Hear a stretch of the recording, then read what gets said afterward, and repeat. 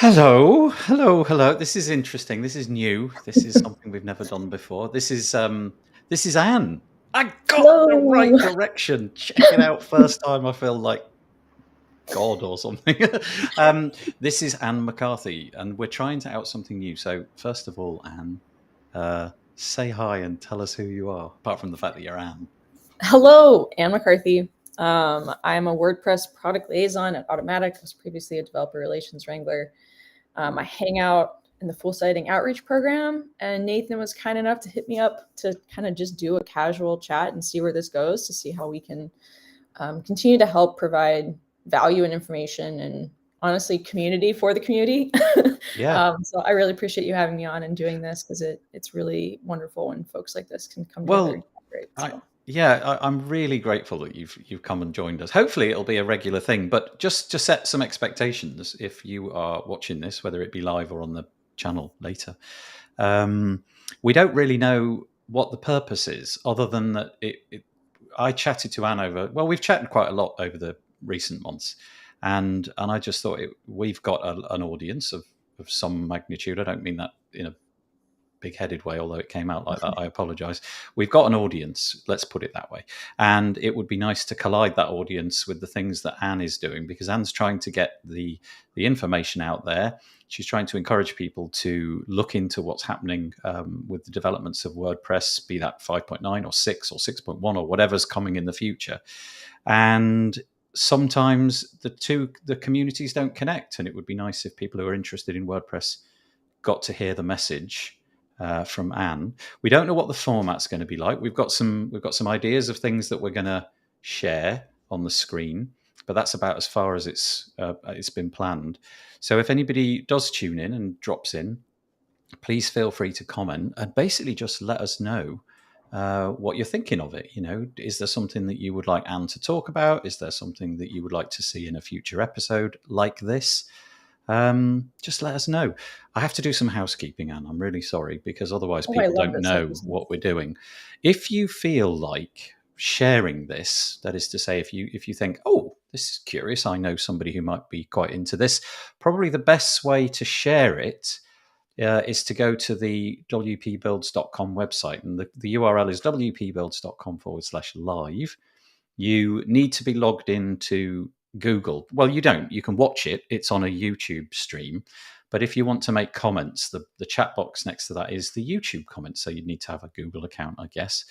The other option is to go to the Facebook group. That is wpbuilds.com/Facebook. It's the second URL at the end there. And you can make comments in there. However, if you decide to do that, Facebook anonymizes you. I think it's about the only thing that Facebook does of an anonymous nature. Chat.restream.io /FB is the URL if you want to be de-anonymized. And basically, if you've just got any thoughts, just drop them in the chat and we'll stick them in. But we're going to just talk. We'll talk until we've got nothing else to say, and then we'll end the call. And we don't know whether that'll be 4 10 minutes hours from later. now or, or quite a bit longer. But we've got a few little talking points. We've got a few URLs that we'd like to show you, things that are happening in the WordPress space, things that are coming up, things that maybe you've not heard of, maybe you don't know you can contribute to, and so on and so forth. So should we get to it? Let's do it. Let's do it. I'll do Live them or in the phone? order that you sent me Yeah. the links, Anne, if that's all right. Perfect. So Yeah. this is the first one that you've got, and this is Anne's piece. You can find this on make.wordpress.org. It was actually produced yesterday, and it's entitled FSE, which I should say stands for Full Site Editing. Hopefully you're aware of that. Full Site Editing Program Authoring and Author Template Summary. I could read this out, Anne, but what's the point? You're here. Tell us Yeah. what's going on. So we recently did a call for testing with the full sighting outreach program, and basically the calls for testing give little different use cases, and you can explore features that are either coming to the next WordPress release or that are under development. So in this case, we did authoring an author template, because the author template is one of the templates coming to 6.0. And in this experience, you also got to explore block locking, which is a new UI that's available for you to actually lock down the interface. You can prevent blocks from being removed or moved. Edit access is still available, but that's also being worked on. But yeah, I wanted to highlight this because it touches on some interesting pain points that were found, and I think is a really good way to show how the feedback that comes from the community is integrated into the plans that WordPress has. So in this case, if you scroll down a little bit, there's a high level summary, but then there's three little, it's like outside of these quotes, a few items came up. So I wanted to call attention to these because they came up a fair amount, which is pretty unusual. Sometimes calls for testing have like one thing that like 10 people mention. In this case, these were the three that very much came up repeatedly, and I wanted to call them out just because it's a good way of looking at 6.0 in terms of the edges. So in terms of block locking, one of the things that came up was that you can lock container blocks like a group block or columns. But if you want to lock everything inside a column, right now you have to individually and manually lock each block. So all this UI is really cool and is a big step forward in terms of offering ways to curate your content and actually like shut things down so people don't ruin designs or layouts. It also has some room to grow. So this is a really obvious pain point that came up, and there actually are some designs in progress about what that might look like, which I think is pretty neat. And this was just a big thing that came up and something to keep in mind with 6.0. So if you're exploring 6.0 or really looking forward to block locking, one of the things to keep in mind is this pain point. Another one. Can I just interrupt you there? Is the intention to have some sort of recursive locking where you could get a parent item and basically say lock everything below? Yeah. So there's I think if I link to it right, there is a design that's in place or that's being explored right now where you could actually just have like a little checkbox that's like lock everything inside of it too. Perfect. Yeah. And the cool thing is list view, which is the tool that you can open to see the structure of your content, reflects the lock status. So if you lock something, you can open up list view and see at a glance what's locked across your page or template, which I think is really neat. And that's also going to be in 6.0 because I know there were times when I was testing locking and then I forgot which ones I actually locked. Open up list view. Oh, right. Yeah, the list view shows it. That's not. Can you just give us some indication of what the permission structure for that will be? In other words, what and who are you locking out? Obviously, you're locking a particular block or a set of blocks which are children of other blocks. But how is that handled? Is it user roles and? Yeah, so right now that's something that needs to be expanded a bit more. It's currently available, from what I understand, for all admins and editors. So you can actually, basically what it does right now is add friction, and in the future that needs to be a bit more robust. You could probably use a permissions plugin to actually get more granular control right now, but from what I understand, it's not super tied to user role beyond obviously admins being able to lock and unlock. So like if I lock something and we both were admins, you could also go and unlock it or lock it. So right now for admin level, I would describe it as it adding friction. So you can't say like only this admin can lock and unlock things. Right. It's not that granular, but in the future, I imagine it's going to be tied both to more to user roles where it's a lot clearer and smoother experience, and tied more to what I'll call like more global items. So let's say you want to lock all like header template parts where people they can insert them. They might be able to do like minor edits if they can't remove them or something like that. Like there are different explorations that need to be built upon. And I guess the fact that WordPress is taking over the design of pages and posts and templates, in other words, inexperienced users can go in and they can fiddle with things. In the past, they've been able to fill out fields, and so the title and the body and what have you. But now that they're able to, I don't know, change the padding and the margin and the colors of things directly, locking those kind of things would be very useful for, well, I guess freelancers and people who are building sites and passing them over, but just you can change the title, but not a lot else, or you can change, well, you can pick. But that's a really useful feature. And I know that a lot of commercial page builders have got those kind of things built in so that you can lock out right down to the particular user, I think. And those would be excellent to have. Yeah. Yeah, I'm excited to see that expand. One of the things that's come up too that I've heard as feedback is the post content block, which is basically what you can put in a template to have it display your post content. People don't know what that is. So they've just been removing it. And then they're like, wait, why is this template not actually showing my poster page? Like there's this sense of there's like not a connection there between what that actually does. Partially because it's called the post content block and not like a content block. Yes. Like if you're working on a template that works on pages, yeah, you think you can remove your post content. You would think it makes sense, but that's something that's come up with a couple different folks that I've talked to where they're like, yeah, I wish you could just lock that down. I'm like, well, now you could add a lock, or maybe even having like a warning for certain blocks like this, where it's like, don't remove this. But this blocking mechanism also can apply to other things in the interface. So if you create like a pattern or something like that, you could maybe set it up where it inherently comes locked. So, you can't remove certain, maybe the group block and like the cover block inside of it or something like that.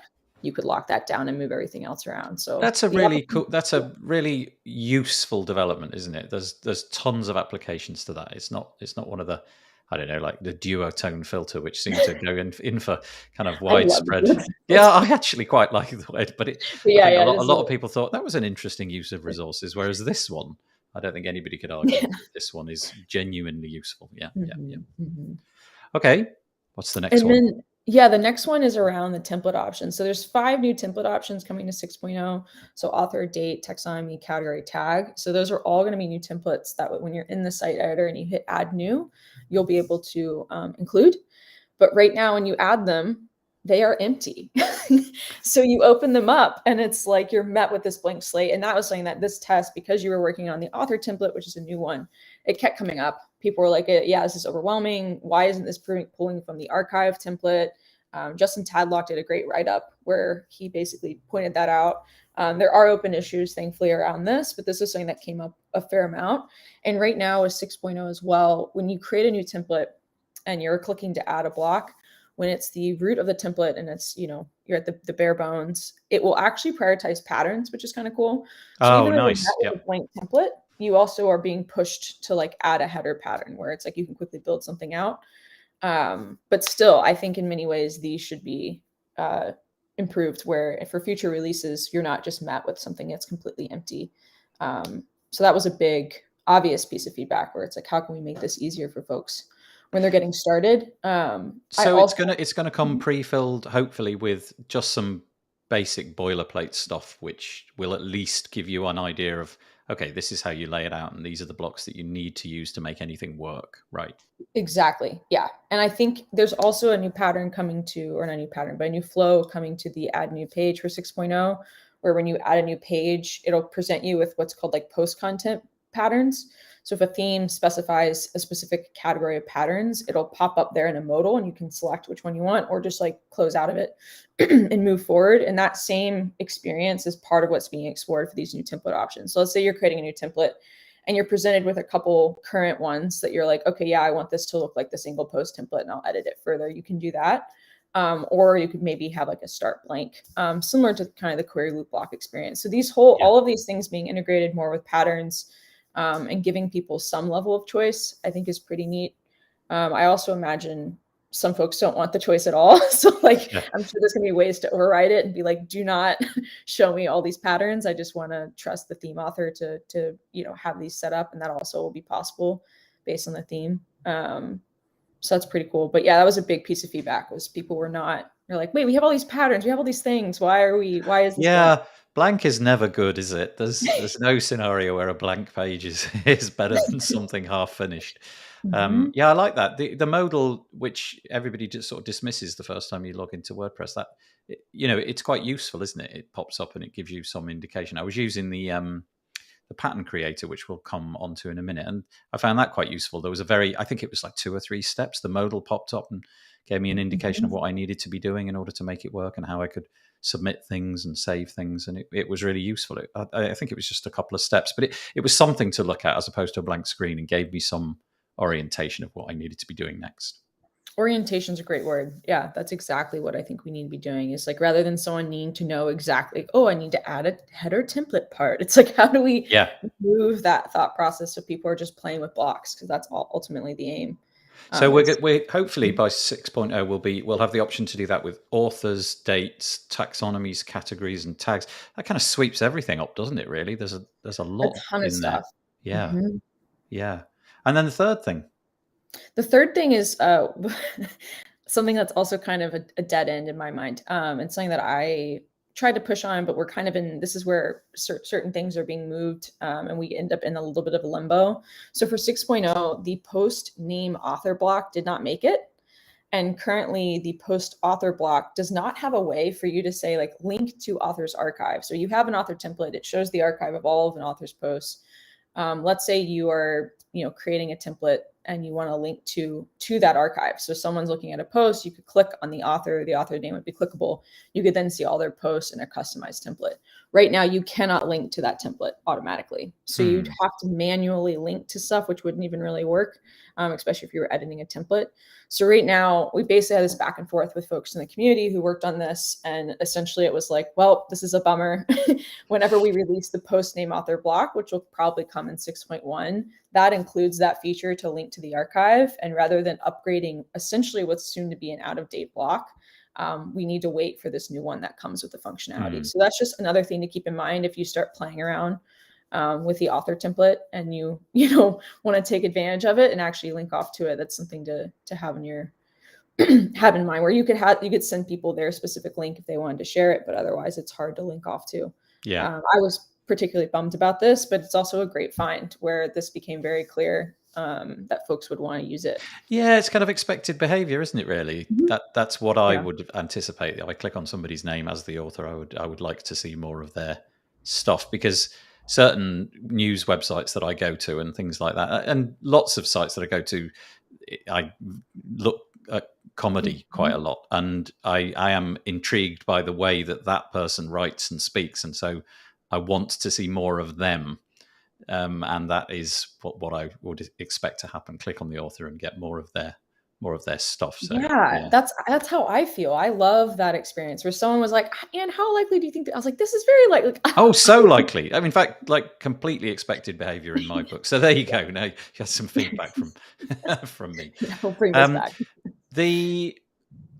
I'm just going to put this page back to the beginning again. Yeah, the rest of it goes through like minor details and sections and stuff like that. I just wanted to call out those specific ones, but this is part of a summary of a call for testing that people did. And if you participate, you get a first-time contributor badge for the test team, which is pretty cool. On your tell us about the contributing piece, because you're all about, or at least you have been until recently. I don't know if anything has changed, but that's really been a big part of what you've been doing. You've been putting out things, asking people to come back and give you feedback. How is that all going? And obviously something like this is intended to aid that. If anybody watches this and thinks, that would be useful, I could allocate a few minutes of my time to help Anne out. What's it all about? How do you do it? How does the process work, and so on? Yeah, so basically I write calls for testing, and if you look at, like, I don't know if you can pull up test and then /tag and then like FSE hyphen test. In here. Yeah, in here. So if you do tag, yep. And then FSE. And then it's like FSE hyphen testing hyphen call. All the posts are tags with this. So there we go. Hopefully. Did I get okay? Yeah. Did I get it right? Yeah. So this is an example of one where it goes through like an overview. Here are the features we're testing. Here's the use case. So you don't have to come up, like, let's say I was like, go test block locking, but you had no use case. It's kind of an odd thing to ask someone to just go test, because you're not going to reach the edges of things. So the tests are meant to guide you. Some of them are more open-ended. So some of them are like, okay, now go customize as you'd like. Whereas some are very detailed, where it's like, change the font size to 16 and change the color. And it just depends on the stage of the features that we're testing. Like, is this super new and early? Is this more robust? Or like before with the style system really made it hyper detailed, where now it's a little bit more open-ended, which is kind of fun. But it's pretty simple. So you need a WordPress.org profile. I would have a make WordPress Slack account just so you can get reminders from me. Not necessary though. Some people are not actually in the Slack group, which is kind of cool, but I think there's over 500 people on that channel now, which is kind of wild. And you just follow the steps, and you need a test site. And one of the things Courtney Robertson has been very helpful, and I'm going to explore having, I think it's InstaWP. You can set up installations, like one-click installations, where rather than having to set up a test site, you could pull in an installation, spin it up, and it would come baked with everything that I might say. So use the Gutenberg plugin, have these templates and set up, like whatever. I could have a bunch of specifications. Oh, okay. So that's really neat, because you've got over many of the problems I would imagine that stop people doing this is because of the first 20 minutes you're just fiddling to Exactly. get things set up. Right, right. So I'm hoping that will, I'm actually going to try it for this next test, which should perhaps ship today. I'm scrambling to do a bunch of different stuff, but I'm trying to figure out which blocks we're going to focus on. But yeah, from there, you just kind of go through the experience and share your feedback. So if you run into any pain points, no matter how big or small, or if you're like, I bet someone has said this before, say it again. It really helps to see like requests over time. There are a number of issues that I will comment on and be like, hello, this came up in the FSC outreach program 1, 5, 13, like I can kind of list them off. And it's really helpful to kind of get a sense of what to work on next and where the pain points continue. And then I basically will respond to you. So I'll be like, cool, thanks so much. Here's a new issue. Here's this connects to this. So it's a great way if you're trying to grow your knowledge about FSC to also do so, because you'll basically get someone to sweep through and kind of either explain the context of things or file the issues for you. So it's a pretty, I really enjoy it. And we've had a number of new folks. So in terms of how it's going, I love seeing the new faces. I also love, Yeah. I think Paul Yakum, I'm not sure, I'm probably mispronouncing his name. I'm going to have to ask him after, but he's responded to every single one. He's like the only person, and it's so cool. And then there's a Pier Mario who translates them into Italian. He's translated most of them into Italian. And then we have another person, a couple folks who've helped translate many of them into Japanese, a couple into Spanish. So if you have a different language locale, it's pretty neat. But yeah, basically then I summarize all the feedback, find the patterns, and write a summary post soon after. Could I ask a question? You may wish to answer it. You may not wish to. I don't know. Mhm. How the adage would be, there's never enough feedback. I can consume as much feedback as anybody can give me. Is that the case? Do you feel that there's enough people? Because I'm imagining the supposition is that for many people, that WordPress just sort of creates itself. And it's just ta-da, it just magically appears. Look, there's a nice change log. That's brilliant. I wonder how that happened. And obviously, it's things like your FSE program which make that happen. Do you feel you get enough? Is it a question of more would be better? Are you happy with the sort of amount that you get at the moment? I'm thinking about your, whether you get overloaded or whether you believe, boy, we didn't really get a lot there, but I'll go with my gut based upon the small amount of responses. Just curious to know, really. Both happens. Like there have been some where I'm like, uh-oh, like I really need more feedback on this, but world events are happening, and I don't know, this is where I'm like very much a humanist. I'm like, software is not as important as humans, it's like, and I can kind of gauge how I'm like writing feedback and like interacting with the folks who work on this stuff as to whether to be like really hey, we need to get this fixed, or kind of be like, hey, one person mentioned this, it's a light feedback. So I might title an issue differently depending on things. Hey, Max. Hey, Max. So like it depends on what kind of the feedback that comes in. I will adjust kind of how much I'm like, hey, 5 people mentioned this versus 1 person did.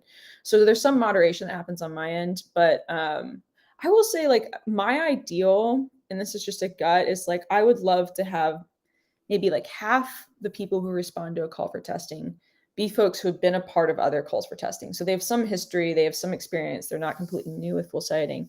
And then I love whenever brand new people come in where they don't have experience. And that's the piece with, I think, having InstaWP or an easier setup. I think that will unlock more folks from that realm. But in the meantime, folks like yourself and Courtney Robertson and Carrie Dills and other people who run group testing help facilitate. So like if they can actually walk people through the setup process, it's huge. And feel like I've been very lucky where other folks have come in and helped run some of those group testing that are more like breaking down each step to involve more people who might not otherwise, look at my post and be able to get started. I would love more feedback. So right now I would say we have probably on average, saying we, but it's, I'd probably say about the average responses is like 10 to 12. The lower side is probably 6 to 8.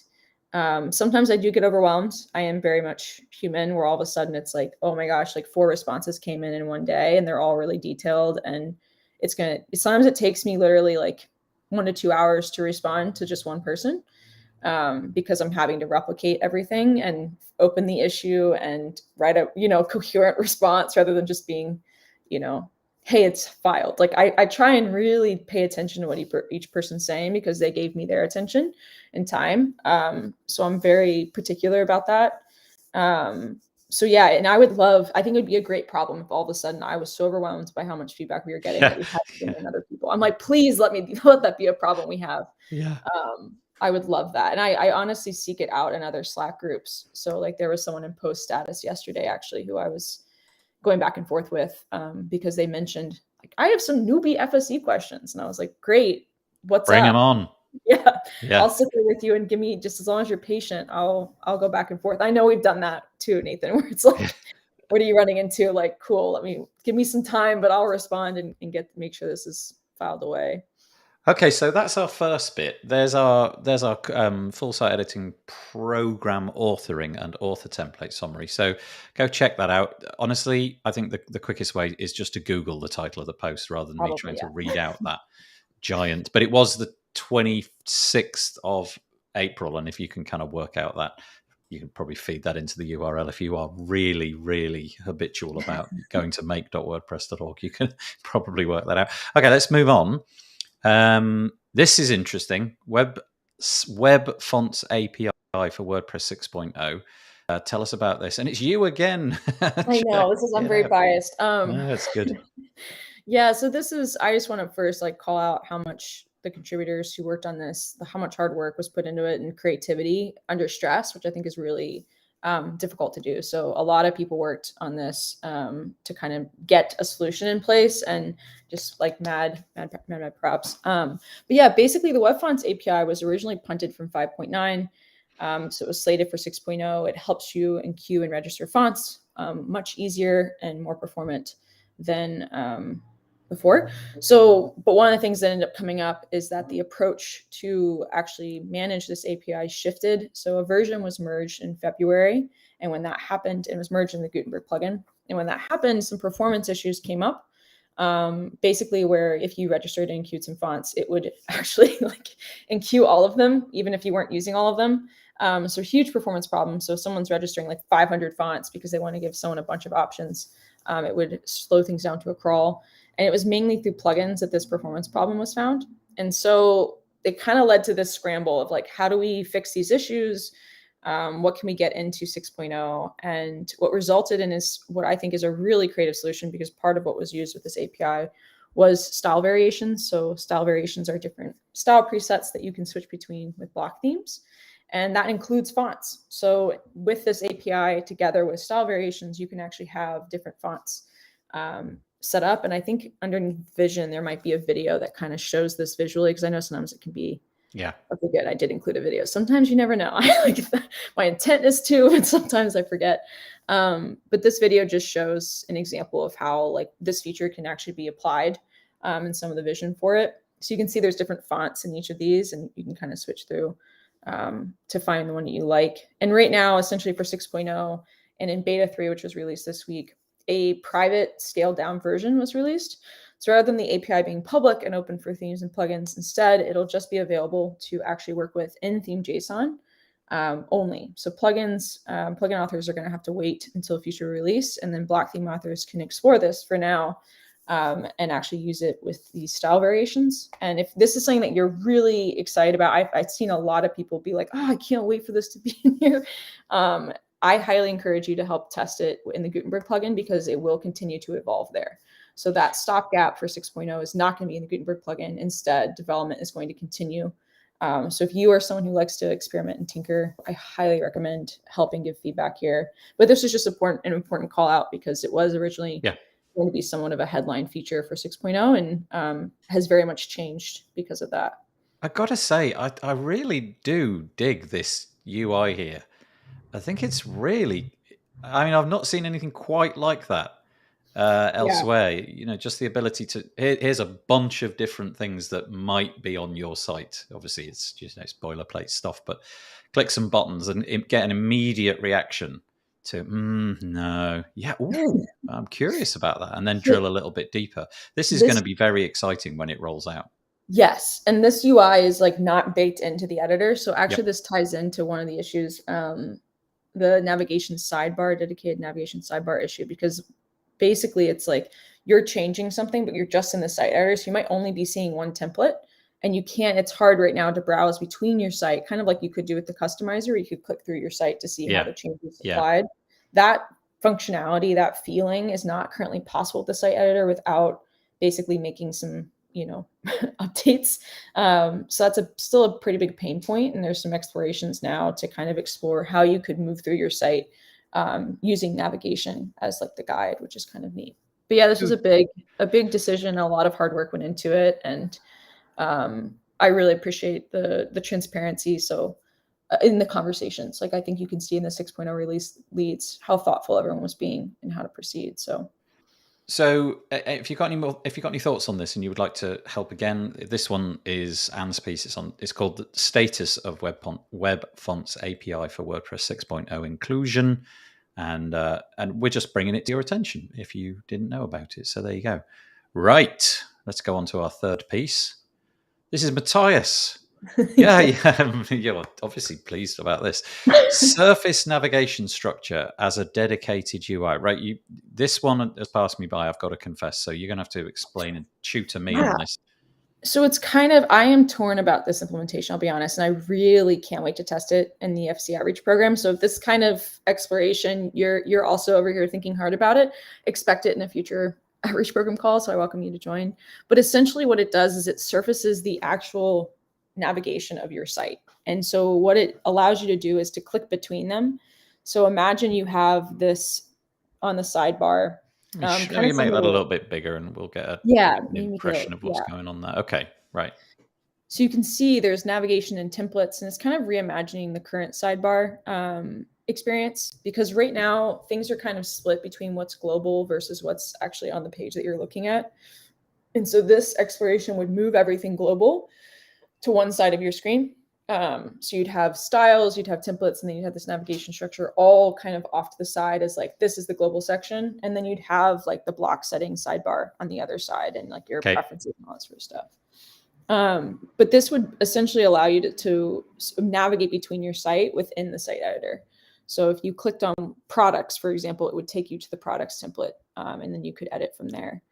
So it's kind of a new way to browse your site, similar to what we were just talking about, where it's like you might make a bunch of style variation changes, and then it's like, okay, what does this actually look like? It would allow you to click between with ease, which is kind of cool to get a sense of how the changes you're making cascade throughout.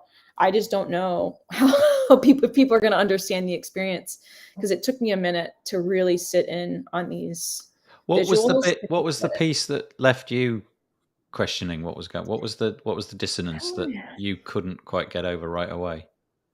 So it's kind of merging it feels like it's merging too many things in a strange pathway. Like if that's, and I don't like that it's like navigation and then you also might have the navigation block. It's just kind of like, it makes me kind of pause around like what's actually going to show in navigation and what's powering that. And are people going to understand when they're clicking through that they're then editing like that template, for example, or that page? Like, what are you actually editing, and what are you? It's just kind of like too much too soon. It feels like a little bit, but that's part of these like pie in the sky. That's the point, isn't it? That is the point. Is just throw spaghetti at the wall and see which bits people favor. Yeah. And if you scroll down, I think there's some videos. I think Jay did. Here's one. Yeah. Let's see what that one is. I think this is. Yep, this is the one I was thinking of. So it's like you can open. So you open up the navigation with a button, and then you click, and now you're in the products template. So imagine you have this, and then you open up like list view or something. Like there's just too many. Because I'm going to just pause it quickly there. Yeah. How does the list view presumably wins that battle? It just sits over the top, but it feels almost like I've got the list view open.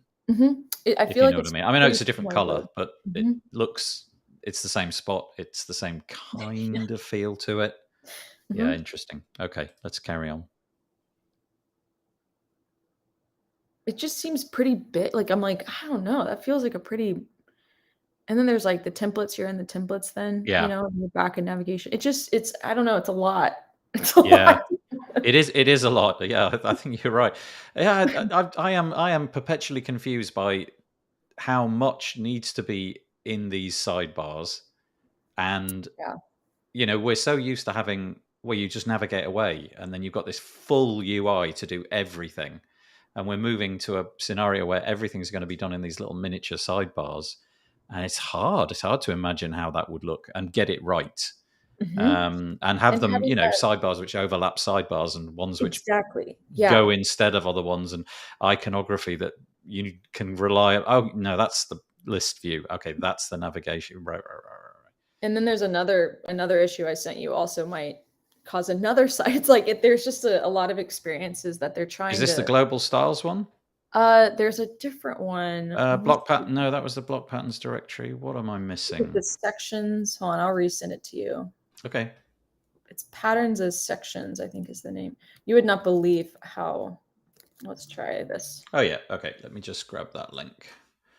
Thank you. That's kind of an interesting one coming up. I think they will refine it because we do need to start uniting things. So like that is also a big piece of feedback is people being like, what? How does this, why can't I edit my post while I'm messing with the template? This is annoying. Even the title of that is hard to parse, isn't it? Patterns as sectioning elements. It's like, hang on, wait, give me 30 seconds to figure out what that even means. Okay, tell us what the gist of this is. Again, it's Matthias. Yes. So this is another interesting issue that I think could unlock some cool stuff, especially with the experience of switching between patterns quickly. So having an intuitive way to just like slide through different patterns. But essentially, I'm like trying to avoid getting into hyper technical. I was reading the technical implementation of. It's okay. You can go technical if you like. I may be left behind, but it that's just fine. might be boring because they haven't figured it out how they want to implement it. But it's like, could you make blocks have a support for patterns, for example? So is it a block support thing in the same way like gap support is? Like how would you actually implement sections? But what's kind of cool is like the cycling through patterns. And this also has some visuals down below. But essentially what it's saying is like, how can we designate something as these are sections of your site. So before playing the video, it's like, oh, here, yeah, perfect. See how it bounces out?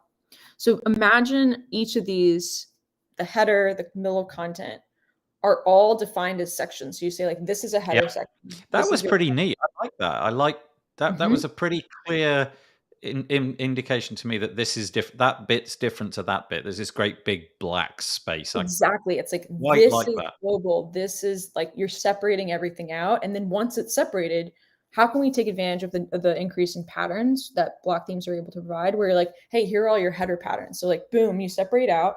And then you can slide through and say like, oh, I want to switch up my header.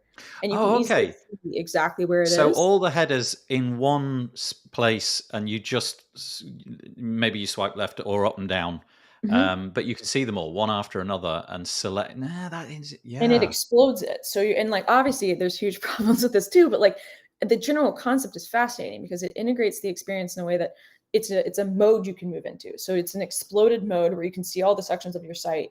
And then from there, more intuitively be like, okay, I want to switch this out, just this one part, rather than maybe adding a pattern, deleting something else. Like it kind of contains it. And also when you're switching between this experience, they're exploring what it might look like to actually lock it a little bit. So when you're in that zoomed out view, imagine you can swipe between things, but you can't, if you want to go back in and edit it, you have to go back into like the flushed view where it's all together. Yeah, there's so much going on, isn't there? But I mean, I really liked that. I like the way that looks. And I've got to say, I'm a sucker for this layout. I like that. The modal with just, here's the faceted filtering on the left. Here's the visual representation of it on the right. Drop it in and then immediately decide, yeah, like, don't like, delete, move on, try again, rinse and repeat. I like that. Can we see what else he's got? Is this another version, Exploded 2? Can we try that one? Yeah, let's do it. All of these explorations are fascinating. So you can see it's again off to the side. It's another tool. It's another thing in the sidebar. You can move them around. I think this is the one that he shows. Yep. Okay. I like that as well. Right? Huh. I like that more. I think. Although I wasn't aware. Yeah. Oh man. I don't know. Yep. Wild. It's nice.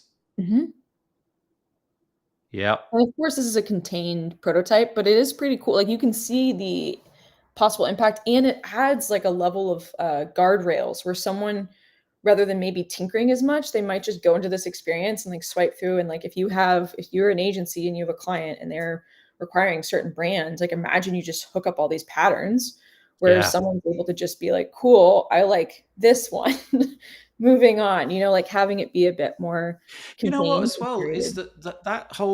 that whole swipe thing is the modern thing, isn't it? Like, I'm so used to mousing up and down and using the scroll wheel, but you're just used to doing that, aren't you? Mhm. Left, right, left, right, left, right, and it kind of works. But whether or not that transfers to the mouse, where you've got to find the button which allows you to do it, Or I've maybe it's seen forward controls or yeah, something. I've seen implementations where, let's say, for example, on a modal pop-up with images, half of the image, if you click that half of the image, you get to the next one. And if you click that half of the image, you go back to Yeah. the previous one. So a big portion of the screen Mhm. is the button.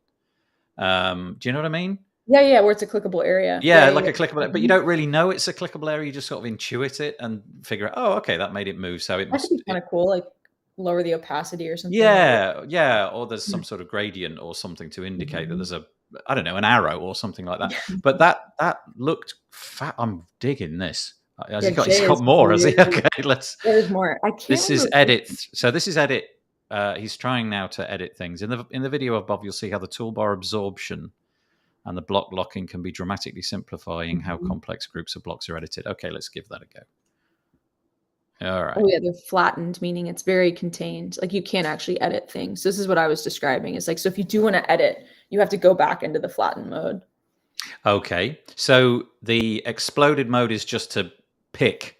Mhm. It's It's like a just picker. purely like Right. pick 'em, move it around maybe, but, Yep. like, you can't to edit, you have to go back into and yeah, Max just said the animation's really nice, and it is using animation to convey function. I totally agree, like, the animation part of this, I think, is really something I'd love to see more, like, subtle animation throughout Yeah, this I room. think the black, I'm going to say borders for want of a better word. It's not really, is it? But the blackness, it Mhm. totally it gave me that feeling immediately. Okay, this is I've all we've done now is just shrink what we had, and now we've got options to do things with them. Okay, I like it. Yeah, that's And I mean, cool. that was honestly like the template editor that you can find through the post editor where it has that like gray background with Yep. like go back or even like the template part focus mode. Like both of those don't really have animations. So you're just like "Meow," there and it's not Yeah. as this is feels more like okay, I'm doing something and this is a different experience. You've just brought me into something different. And I think we can Yeah. learn a lot from these I remember explorations. just but a basic thing with blocks when the ability when you moved a block up and down where it glided instead of just suddenly moved and you couldn't really keep a track of what you'd done. That was a real and it was just a subtle animation and that was the same feeling there. It was just something very Mhm. subtle. It shrunk and it did the job. I Any feel like it's more? all Jay Any this. more He's there been is. working on this. Focus. Okay, let's just see what this one. Hopefully it goes without saying that the prototypes in these videos. Oh, okay, no, he's not Yeah. describing it. And this Let's just work watch has it. not really been deeply explored, but I think some folks are starting to been seeing some PRs about what they might look like. Okay. So this would be focus mode, I think, is what yeah. So was I got to watch that again because I'm trying to Do it. figure out what the grey bits at the top and the bottom were. Edit. Okay, so is that? So you know how there's template part focus mode? It's Yep, basically applying that concept yep, um, to like these sections. So in the same way you can edit, you can only do focus mode with like a template part, like a header or footer, or, you can't do like sidebars, all that sort of stuff.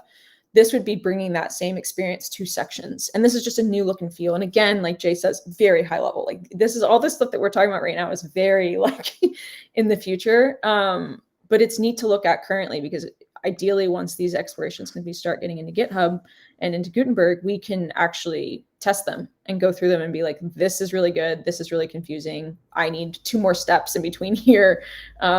Use this animation more or less, yeah. kind of I got getting to that say, feedback. none of that was confusing, but Good. but it was some of it was beautiful. I really like it. So this is WordPress GitHub. Mhm. It's called Patterns as Sectioning Elements. It's number 39281. If you're interested, 8th of March, and presumably Matthias wants a bunch more commentary at the bottom. There's quite a lot. There's you again. I'm like, yeah, what did I say? Oh yeah. Oh, Yeah. no. Because one of the things that came up was like, okay, wait, someone was like, how is a pattern as a section? How is that different than a template part or usable block, a pattern? Like we already have all these terms. And so there's like an interesting back and forth. I think it's on this issue. There's a really good learn video. That's from the like, yeah, the article I wrote, that's actually, I also wrote that support article. Are you linking to that? Yes. The video of what's the also difference between a template, a part, and a block, and a pattern, and all of that. And it's about 6 minutes long, but it just nails it. Yeah. Yeah. Okay, so that was brilliant. I'm so glad you put that in front of us. Should we go on to our next one, the global styles one? Yeah. So this is Critterverse. I can't transpose that to a real name. I'm sorry. 6.0. She's fantastic. She's just, wonderful. And this came up in the product walkthrough. So there was a walkthrough that was a new thing that was done ahead of 6.0 instead of the go, no go. And it's basically a moment where folks on the release team and contributors kind of pause and take stock of everything that might be coming. And so one of the things that came up was just wanting to improve actually being able to save different style variations. So in the same way you can now have style variations in your theme, it's like, what does it look like if I were to want to save my own? And so it's kind of, this is again, design prototype. This is again, next level. 6.0 will not have this. But I think it's a really neat idea. So imagine I go into the site editor, I have a style variation that I come up with and customize and tweak to my liking. And I'm like, let me save this. I'm going to save this on my end, have it be like a custom palette color. It's like, I can have my own style variation. And then let's say I want to explore 2022 to see if it's better than mine. I can switch between that and then also still have my own. Which I think is really an important thing. Like right now I'm using 2022 on my personal site, but I can't wait for the variations. There's 3 style variations that are going to come out with 6.0, but I'd love to be able to revert back to what I had without having to just do a bunch. Yeah. Well, there's a reset to default button, but obviously you can save it and just keep saving, make a tweak, keep version 1, version 2, 398 later. I preferred 6 or something like that. Yeah. Okay. So I don't know what to add to that really, but that's just more. Have you played with the style variations at all? Not at all. So I'm not even really cognizant of where I would be going with this. But so like if you look at do you see underneath all this, there's like that style variations button to the right here? Yeah. So if you clicked in on that, basically it would allow you, it would open up kind of similar to that video we watched 2022. It would have like different little sections that you could click from. And it's just a really neat, and at a glance, it'll change everything. Another pain point in the experience, I'm all about pain points. Everyone's like, you're so into full setting. It's not useful. I'm like, I can tell you all the pain points. Like I sit in it every single day. Everything that's wrong. It's very powerful, but I also I love to be transparent about yep, we've seen this. Yep. If you run into this, you're not losing your mind. Right now, if you let's say you change the style variation for your site and completely switch your fonts, your colors, your layout, all that sort of stuff, and then went to hit save, the multi-save flow would just say you changed global styles. It doesn't give you a granular look at what changed. Right. So the saving experience is very blunt and it needs to be more nuanced and granular. And that's also in progress. So I've had some folks be like, I didn't realize it was going to change. It changed literally everything. So that's another part of this, that when we think about how the different releases are adding up to each other. So 5.8 introduced theme JSON, 5.9 has this styles interface. 6.0 is going to have these style variations. It's 6.1, we need to be able to save our own. We need to have more granular save options so we know what's changing. We need to be able to, I don't know, export these things more readily, which I think is also available in 6.0. But there's a lot of playing around with additional functionality that I think will be really cool in the future. I love all this behind the curtain stuff, and the well, it's not behind the curtain. There's no curtain. There's only the sort of too much information. Not bothering to go and look in my case, But it's just fascinating, isn't it? You get a window into what might be and what might not be. So this is Critterverse. Who did you say that was? I'm sorry, I was over talking you. Channing Ritter. Okay, thank you. And it's number 38333 on Gutenberg WordPress on GitHub. And she says some of the possibilities they're under discussion are automatically saving and copying when customizations are made to a theme provided variation, and providing two options under the user when the user applies a style variation. Merge with current user plus apply or just apply. Oh, okay. Well, there's a lot in there as well. Oh man, so much to think That's 4 out about. of Yeah. 5. Have you got anything else to add to that one? No, not to this. Okay. Mm-mm. Should we just talk about the pattern Yes. directory Yeah. quickly, which is super cool? Yeah, what's not to love here? Like, it's like cut down the time of building a website dramatically by leveraging the work of millions of other people, hopefully. This is really exciting. I mean, it's not new news, but there is a new component, I guess, which is this little bit here, the ability to create a new pattern. If you've not been to the pattern directory, it's where you'd expect it to be. It's wordpress.org, and it's like the third menu item. That gives you some indication of how important it's going to be. And you can filter by, you want to look at buttons, there's no buttons. You want to look at That's a bug. columns, there's no columns. You want to look at featured, there's no featured. Wow, this is a I don't fun. know. I don't know what it'll be. It'll be my Brave browser. Let me switch off the. Oh, I'm gonna go.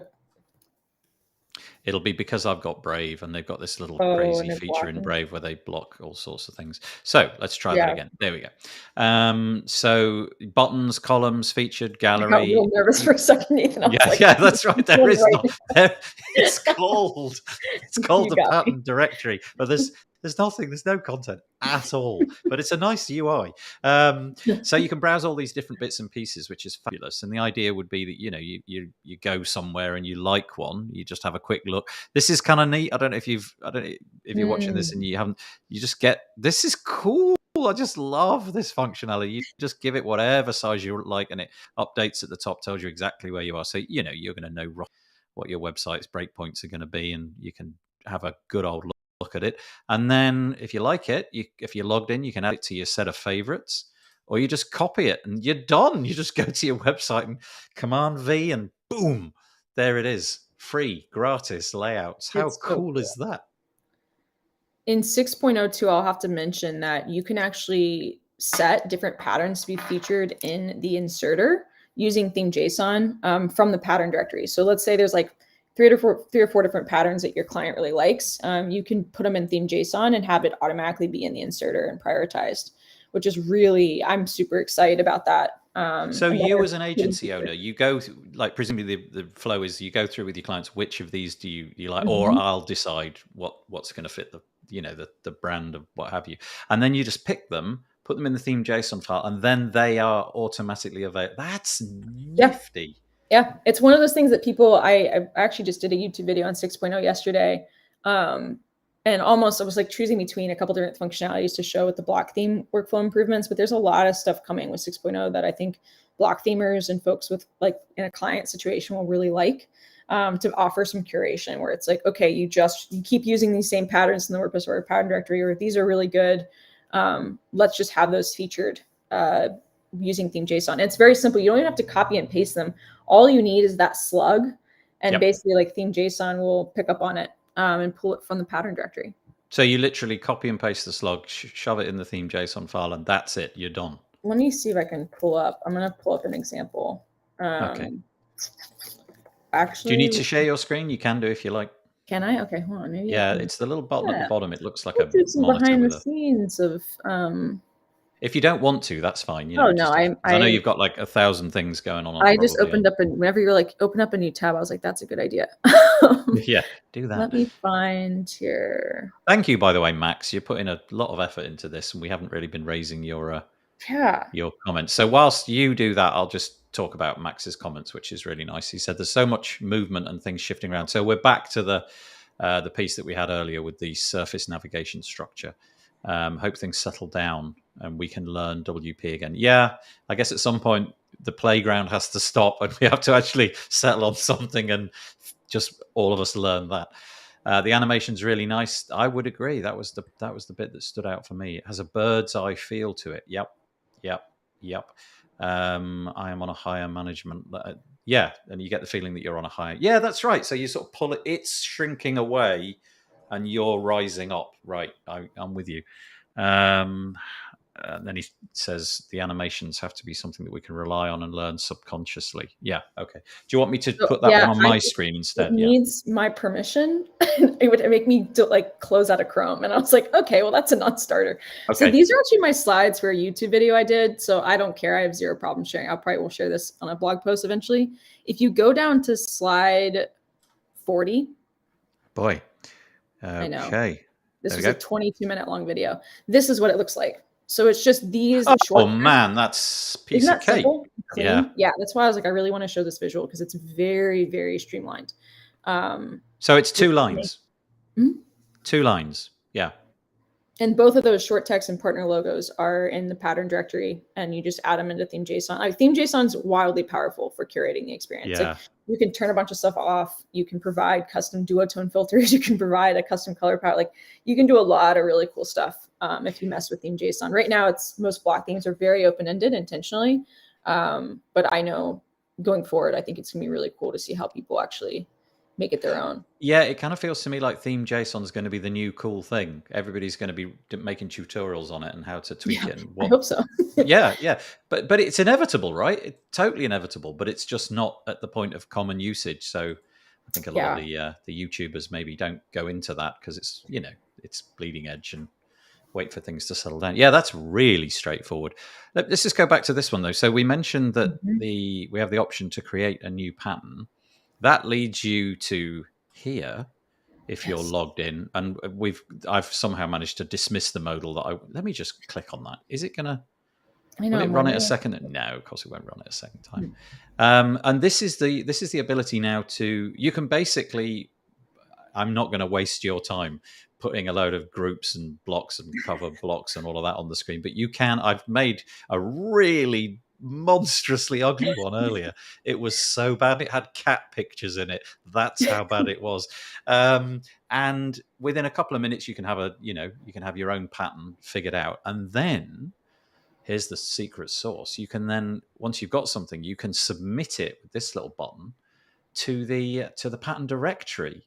And now my understanding, and I'm going to be talking to Anna and Kelly, who are working on the pattern directory project next week. I believe it's Tuesday. I'm chatting to them, so I'll get the lowdown on what the rules are, because obviously there's caveats. The cats are fine, but there might be other things which nobody wants to see, and there's probably some sort of guidelines about the way that things are laid out. And I'm imagining, I don't know, accessibility in terms of color contrast and things like that. I don't know. But you'll be able to submit it and save it as well, so that you can come back to it later. You can save it as a draft and it appears in your WordPress.org account, and you can come back to it later and tweak it and fiddle with it. And this is just great. Hopefully, you can totally imagine a scenario a year from now, and let's fingers crossed that it will be, where there are literally hundreds of thousands of these patterns for absolutely everything. I mean, don't look at any of mine because they'll all have cat pictures and rounded corners with dotted borders. That's what it was like. But people who are expert at this and really have design chops will be able to go in here and make things freely available for the community. Then they'll come in here. And then I guess at some point we're going to be suffering the deluge of plugin, the plugin directory. How do we surface the good stuff? And from what you're saying, you'll be able to surface the good stuff from for your clients, at least anyway, with the theme JSON file, and you could do that for yourself. So this is all very exciting. I'm guessing that you're excited about this.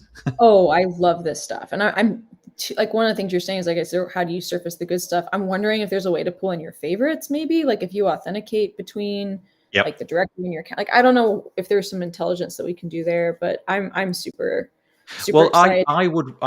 I was thinking exactly that. And what I was thinking was I would like a favorites container, which then I can put other containers into. So it might be, and not your containers, not buttons, columns, featured.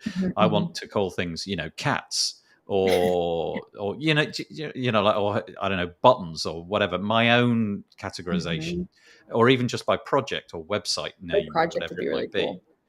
And then to be able to just pull those in on the other end would be absolutely magnificent. Yeah. So, okay. Yeah. I'm with you. +1. Okay. Tell Kelly and yeah, and Anna. Yeah, that's right. Yeah, that's right. We'll see how far that suggestion goes.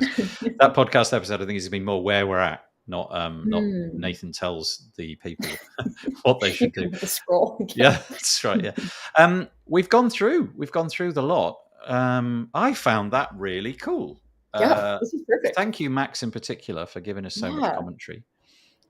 Did you like the format, Max? Maybe you've gone. If you have, that's fine. But Anne, one of the purposes of this episode was to figure out whether or not there was any legs to this, and whether or not we had the pattern right. I kind of liked what we did there. I kind of liked that we had a bunch of stuff on the screen and we just talked through it and go through the issues and so on. How did you feel?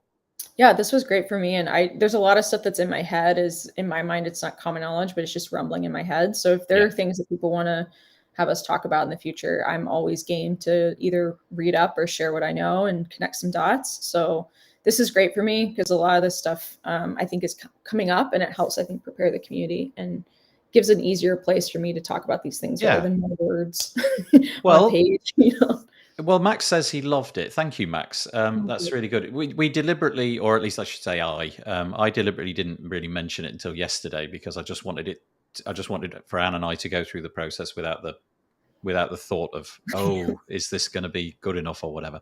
So maybe we'll make this, I don't know, I shouldn't say this. Maybe we'll make this a regular thing. That's obviously entirely up to Anne.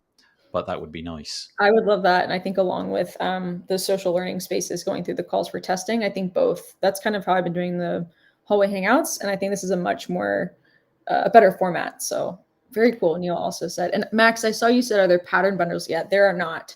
There are designs that fit together, quote unquote, meaning you have categorization, but you don't actually, you can't just bundle them as like all these designs go together.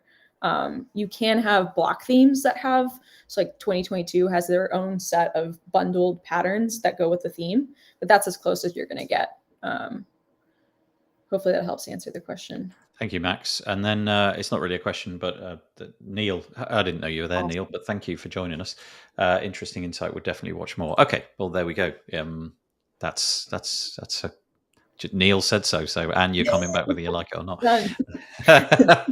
Thank you, Neil. I appreciate that. So we'll knock this one on the head, and we'll try to be a bit more forthright about, I don't know, marketing it, if for want of a better word, telling people that we're doing it next time, and hopefully there'll be more people in the comments and so on. But for now, Anne, that's been really interesting. It's a wrap. We'll see you next time we do the show that has no name yet, but we must give it a name at some point. All right.